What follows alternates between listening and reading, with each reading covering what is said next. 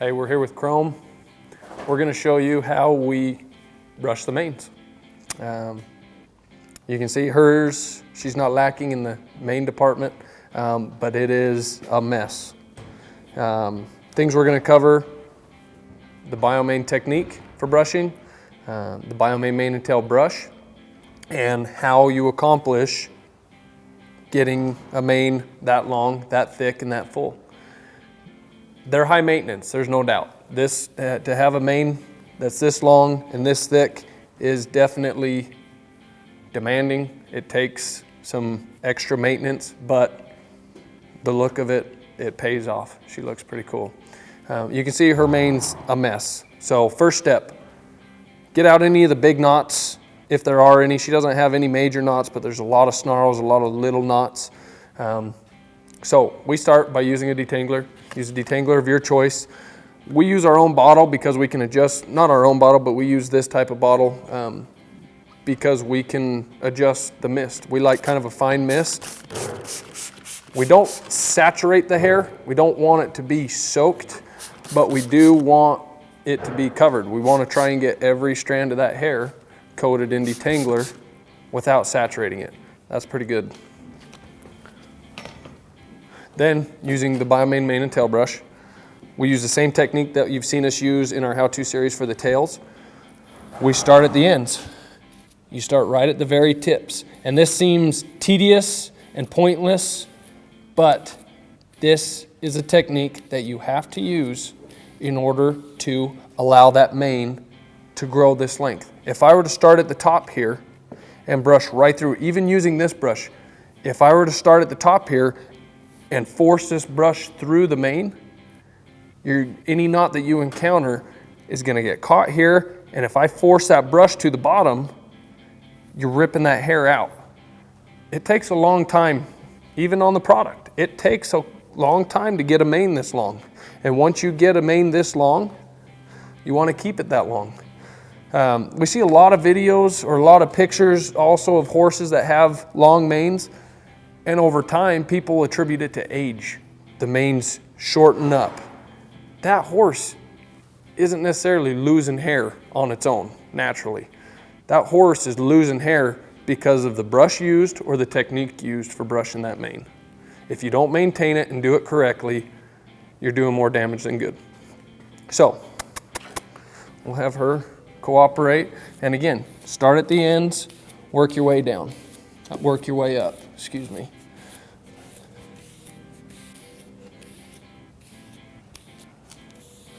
If you do encounter a bigger, thicker knot or snarl, like I can see one right here.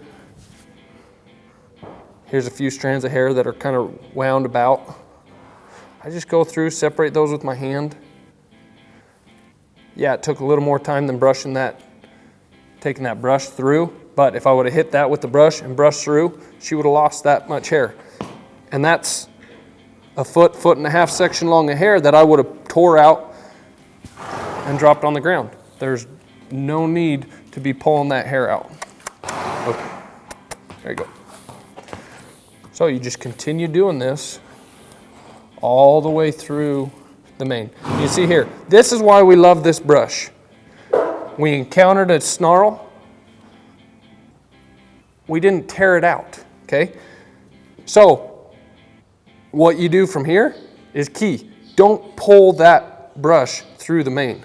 She pulled it out for us, but we didn't comb that knot out. Go back with your hands, separate those hairs, start below the knot you just encountered, and work your way up. Right here's the section. You can see it brushes right through, no issues. Here we're encountering some more snarls. Put the brush away. You can see right here, that hair there is just wound about. It's not a gnarly knot. See how easy that is to get out with your hand? Come back with the brush and it brushes right through. Yes, it takes a little more time. Yes, it seems tedious, but that's your result. So we're going to work our way up. And again, if you encounter knots and snarls, put the brush down, and work them out with your hands. Now, I'll pause and show you this brush right now. It does have some hair in it. We'll clean it out.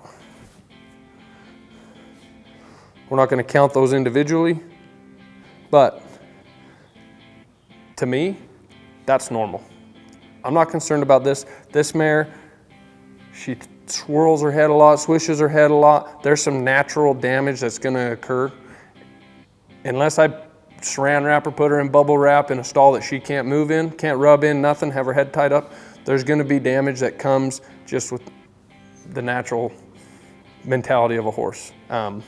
That's not concerning to me because, again, let's show you how much mane we've already combed through. I'm just going to set that down.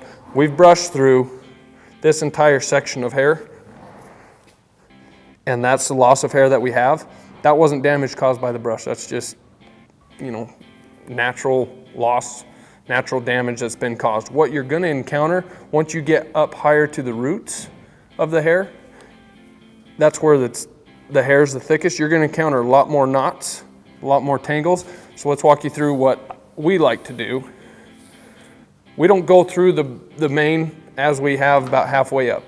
Once you get up closer to where this starts to get thicker, take a section off like this, almost similar to what you would when you braid, and work your way up through it. I didn't encounter any snarls or knots there. So that section's done. Pick out another section. This way you're not feeling like you're taking on that entire mane.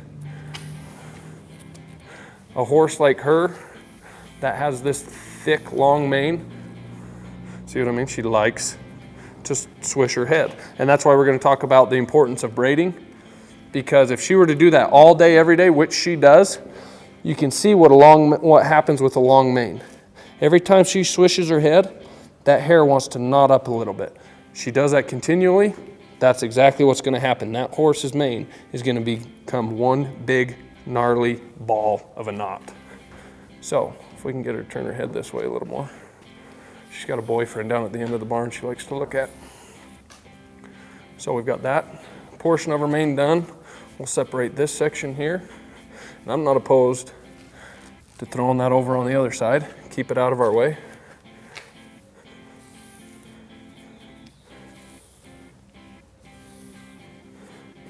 But as I was saying, she's got thick mane, so I like to brush the underside too. Going across the top, going over the top, we didn't have any knots. Here, I hit some knots. So, I'm not going to turn the mane over or inside out. All I'll do is break off smaller sections. Not break off, shouldn't say break off, but separate smaller sections. Breaking off is the opposite of what we're doing here. So I'll separate smaller sections and brush through them. Now, in order to get this mare's mane good enough to braid, this is more than needs to be done. I'm just showing what, you know, if we were getting ready for a show, a photo shoot, this is what we would do. Now, I just encountered running my hands through, encountered a knot here. Separate them with your hands. Don't get that brush and tear that hair out. Brushed all the way through, didn't encounter any snarls. Bring this section of hair over. And see how it's all kind of snarled up? It's from me throwing it over and bringing it back. That's no problem. Don't start at the top and brush down. Start at the base and just work your way up. Didn't take hardly any more time.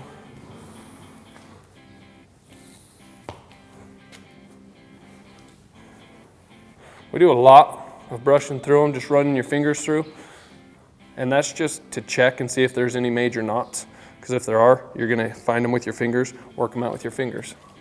So now that we've got that top half of her neck done,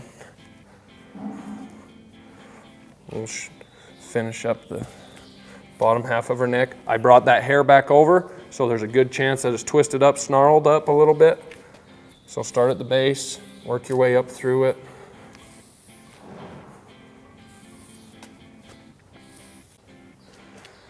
And that's how we brush the mane. Okay, now let's brush out the forelock. We use the same brush, the same technique as we use on the mane and tail. And that's the type of results you get by feeding the product and maintaining them correctly. So start at the ends, work your way up. I typically like to separate sections of hair.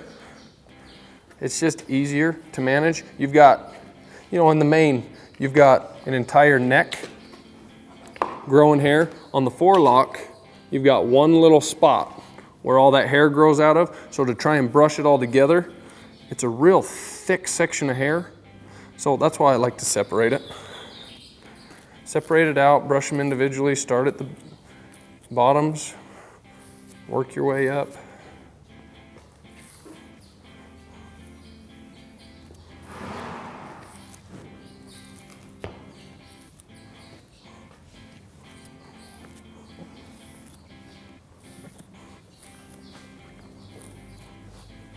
And that's that. Now, a lot of people argue